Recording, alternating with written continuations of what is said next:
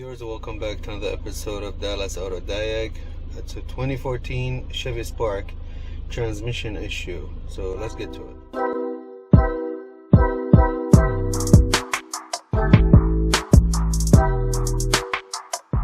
So a little background about this vehicle.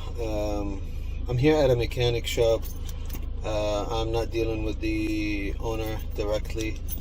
It came with a bad transmission. It was stuck on first or second, something like this, and the transmission was replaced, but the car was still driving funny, kinda in a limp mode, and they suspected a bad transmission again because they got used one from the junkyard. And so they did replace a second transmission, which is the same, gave them the same symptoms. So they called me. I came yesterday, did a pre-scan on it, I took the code, did a little research on it. That's why I decided to bring you guys, because there isn't a clear video on YouTube on this code specifically. There's people talking about replacing this, replacing that, but nobody has covered the code from A to Z. It has P1790, which is right here, P1. After we focus, the glare is making it worse. Okay, now we have P1790 TCM checksum error, and the check engine light P0700 engine control module. The transmission control module code is causing the check engine light to come on. So the engine control module, nothing wrong with it. And as I said, I did a lot of research on it, and among that research is I found on All Data. I want to share with you guys. Before I take you guys to All Data, some of you guys might know that I have a subscription with Identifix, and when you put the code in Identifix, usually Identifix is good in giving you information, departments where you're going to, what people have done, but not necessarily your case. So here there should be some hot fixes for this issue, and I really don't know why. I mean, it's a Chevy transmission CVT, so I expected to find some information here, but we don't have anything here. I just want to show you guys. Now when we go to All Data, description, transmission control module checksum error, RAM, which is a read-only memory assembly. Circuit system description. At each ignition on, the transmission control module compares the calibration data stored in the CVT RAM assembly with the calibration data stored in the transmission control module. If the RAM assembly data does not agree with the transmission control module data, a checksum error is logged and DTC 1790 is set. And you guys can pause and read this information.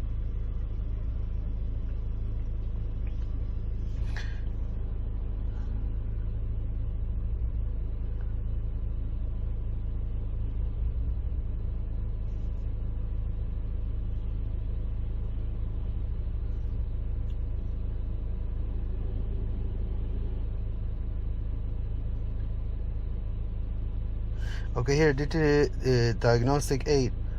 This will set when the transmission assembly or control solenoid valve assembly is replaced, which this is the case. They replaced the transmission control module.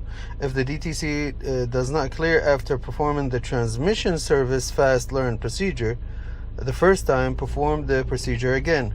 The proper execution of the transmission solenoid valve calibration preset procedure can be confirmed by the driver by verifying acceptable garage shifts into and out of park, reverse, and drive. One piece of information I forgot to mention, which is the way the mechanic here explained it to me. He said, when you clear the code car drives fine and everything. After you shut off the car and turn the car back on, you have the code again, and the car goes into limp mode. It doesn't drive over some speed, so which is actually agrees with the information that I want to share with you guys, or I did already. Yeah, right here. Action taken when the DTC set. Auxiliary gear bar is held in second gear. Pulley ratio is fixed at 0.55. Lockup is prohibited. Engine torque is limited to 100 Newton meter. So this is probably what's going on with this car. That's why I'm warming it up, plus to charge the battery. And we're going to try to test drive it outside. We didn't have to leave the lot. Look at that. It barely moves. Car, no reverse. Oh, yeah, actually, yeah, there is, but same power. Again, drive.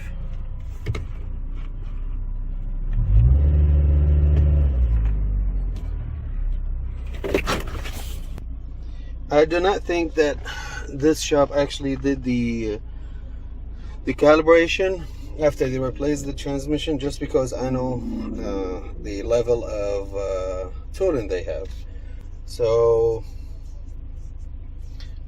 we should go to the scan tool, transmission control module, and perform that procedure, see if it fixes it.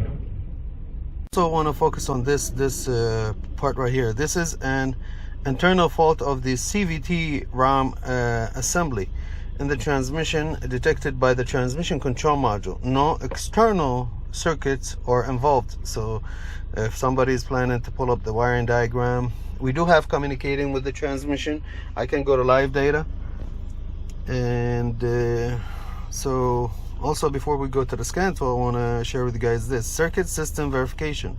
Ignition off at least 1 minute to allow the complete shutdown of the transmission control module. Ignition on, use a scan tool, perform the transmission adaptive pressure reset. Transmission, clear the DTCs, operate the vehicle within the condition of the running DTCs. You may also operate the vehicle within the condition that you observed from the freeze frame failure record data. Show not set. Vehicle is not set. If it's set again, perform the adaptation again. If not, then you have to replace the control solenoid valve assembly, the valve body. So now it's time for the scanner. So we go to transmission control module, special functions, transmission adaptive pressure preset, but the key has to be in an on position.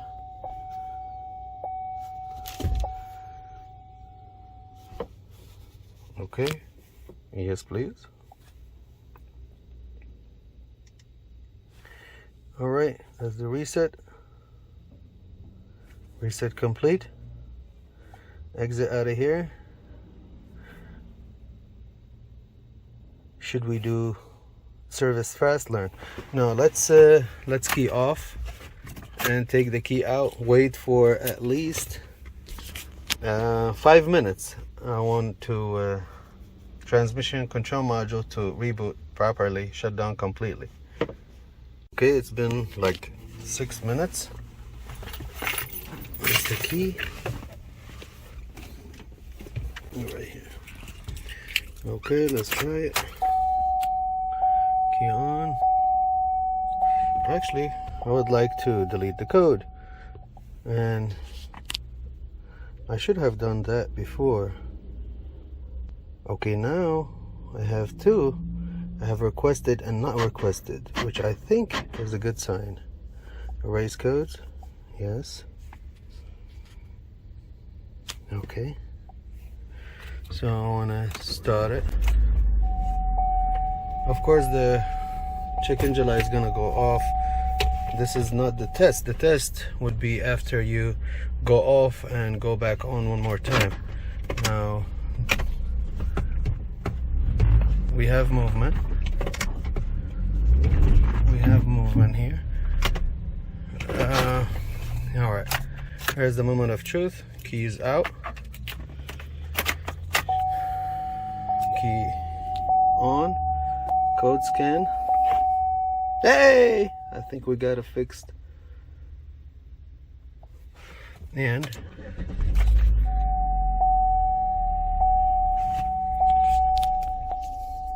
I think this is a fix.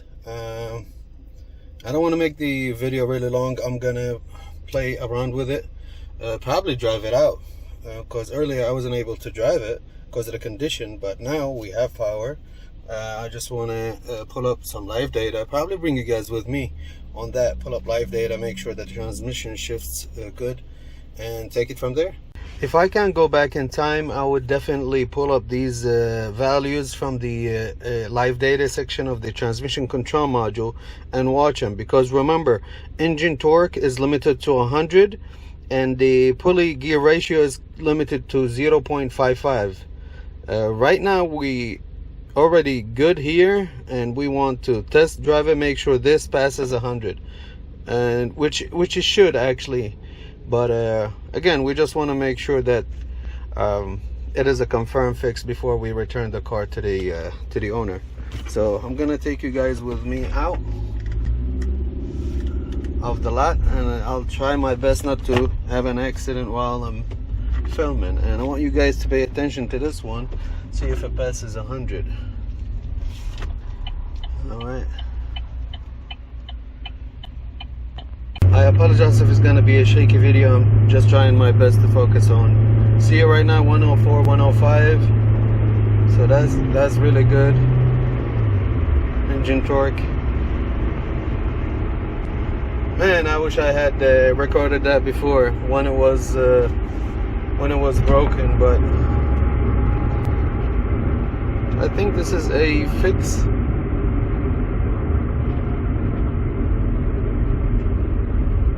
Let's go back to the lot. Let's get back.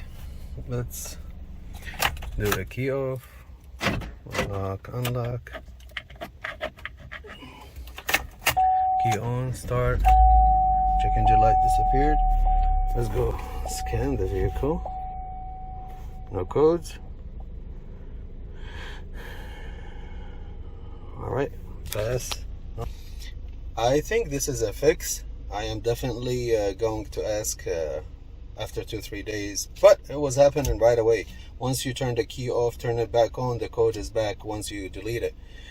The title of this video is going to be definitely do this before you change your valve body, because on YouTube, as I said, there's like 2-3 videos and all of them jump to changing the valve body.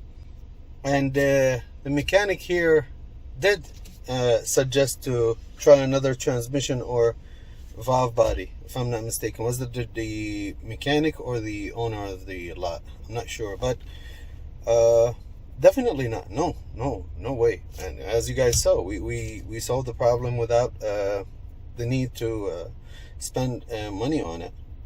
So thank you guys for watching. Please stay tuned for more videos like this. I really appreciate it. I think it's worth to mention that somebody might ask, well, then when do you replace the valve body? Or in some cases, they replace the whole transmission.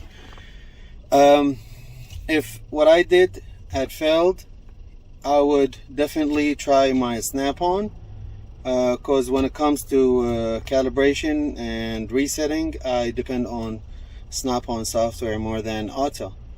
And if it fails with snap-on, then I would even probably ask for permission to add more value to the repair, because I am going to pay GM a subscription to use TechLine, and I would probably do it with TechLine. And if it fails with TechLine, then I will decide, you know what, it's time to put a valve body on it or replace the transmission. So that would be probably the end of it. Thank you guys for watching.